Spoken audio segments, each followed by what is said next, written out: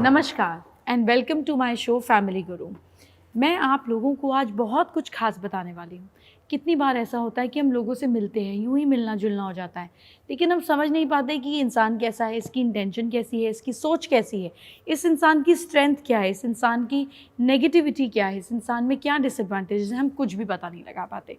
कितना अच्छा हो अगर हम किसी को देखें और 2 से ढाई मिनट के अंदर हमको समझ में आ जाए कि सामने वाले का बेसिक नेचर क्या है, उसकी ट्रेट्स क्या है, उसका सोचने का तरीका क्या है, तो कितना आसान हो जाएगा। सोचिए आप किसी बिजनेस मीटिंग पे जा रहे हो, किसी को इम्प्रेस करना हो और आपको उसके बारे में पता चल जाए, कोई आपके पास मिलने आ रहा हो और आपको पता चल जाए कि यार इस इंसान की इंटेंशन ठीक नहीं है, ये जो दिखा रहा है ना ये वैसा है नहीं, तो ज़िंदगी कितनी अच्छी हो जाए, हम कितने दुखों से बच जाएँ, कितनी ज़्यादा हम में स्ट्रेंथ आ जाए।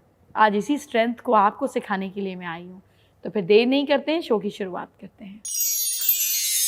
आइए बात करते हैं आज के पहले उपाय की।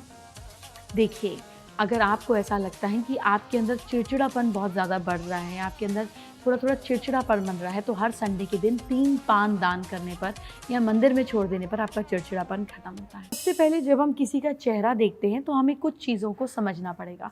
हम ऊपर से लेकर नीचे तक देखना शुरू करेंगे। तो सबसे पहले आपको देखना है कि चेहरा जो है, इसकी शेप कैसी है। चेहरा कुछ ही शेप्स का आता है, या चेहरा गोल-गोल होगा, या चेहरा वैसा होगा जैसे मेरा है ना, पीयर शेप, यानी कि नीचे कम और ऊपर ज़्यादा, इस तरह का। या चेहरा उल्टा होगा, ऊपर कम होगा और नीचे ज़्यादा होगा, ट्रायंगुलर शेप बोलते हैं। या चौरस होगा या रेक्टेंगल होगा, यही कुछ शेप्स होंगी। तो रेक्टेंगल चेहरा जैसे अक्षय कुमार का है।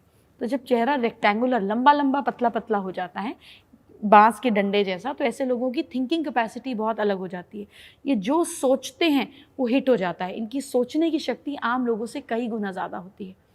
अब अगर चेहरा चौरस हो जाए, जैसे मुकेश अंबानी जी का है, चौरस चेहरा है, तो जब चौरस चेहरा हो जाता है तो आदमी करने की ताकत रखता है। उसके लिए और लोग होते हैं जो सोचेंगे, प्लान करेंगे, लेकिन यदि एग्जीक्यूटेड होगा, सोचेगा ये काम इस डेट तक करना है तो वो काम होगा, इस तरीके से।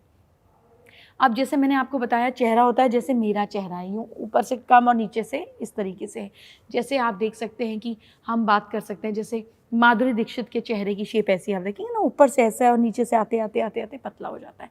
तो जब लोगों का ये हिस्सा चेहरे पे कम होता है और बाकी हिस्सा ज़्यादा होता है, ये हिस्सा कम होता है, तो ऐसे लोग बहुत ज़्यादा, हम जिसको बोलते हैं मटीरियलिस्टिक होते हैं, वो नहीं हो पाते हैं कि इधर से चीज़ खोज लो, इधर से खोज लो, ऐसे नहीं होते। इनको संतुष्टि और शांति बहुत ज़्यादा चाहिए होती है। अब जिन लोगों का चेहरा जो है वो उल्टा ट्रायंगल होता है, यानी कि नीचे छोटा, ऊपर छोटा और आते आते आते आते ऐसे चढ़ा हो जाता है, वो उल्टा, ये फायर का साइन बन गया। यानी कि छोटी छोटी बात पे गुस्सा होना, बेतुकी बात पे गुस्सा होना, एग्रेशन होना, इनकी डिमांड ज़्यादा बढ़ जाती है। नीचे जितना बढ़ जाता है यानी कि डिमांड्स और सपोर्ट ज़्यादा चाहिए, ऊपर जितना ज़्यादा बढ़ जाता है उतना इंटेलेक्चुअल कैपेबिलिटी बढ़ जाती है। तो आप चेहरे की मोटी मोटी शेप से समझ गए ना कि चेहरा कैसे है। अब कुछ लोगों का चेहरा डायमंड शेप भी होता है, या हार्ट शेप जिसको हम बोलते होता है, जैसे दीपिका पादुकोण का एक हल्का सा यहाँ पे मार्क बनता है और ये चेहरा यूँ आकर नीचे तक यूँ फैलता है, हार्ट शेप जिसको हम बोलते हैं। इन लोगों की कमज़ोरी या इमोशंस होती हैं, एक बार किसी चीज़ पर अटक गए तो जल्दी से इनकी अटैचमेंट दूर नहीं होती है फिर। तो आप चेहरे की शेप से बेसिक नेचर का अंदाज़ा लगाएंगे। अब मैं आपको बताती हूँ कि आप किसी का चेहरा देख के 20 सेकेंड्स में डिसाइड कर लेंगे कि यह आदमी अकल वाला ज़्यादा है, इसको इंटेलिजेंट बातें पसंद आएंगी, ये आदमी एम्बिशियस ज़्यादा है, इसको फेम ज़्यादा चाहिए, या ये आदमी को एट दी एंड पैसे और कंफर्ट ज़्यादा चाहिए। तो आप चेहरे को 3 पार्ट्स में डिवाइड कर देंगे।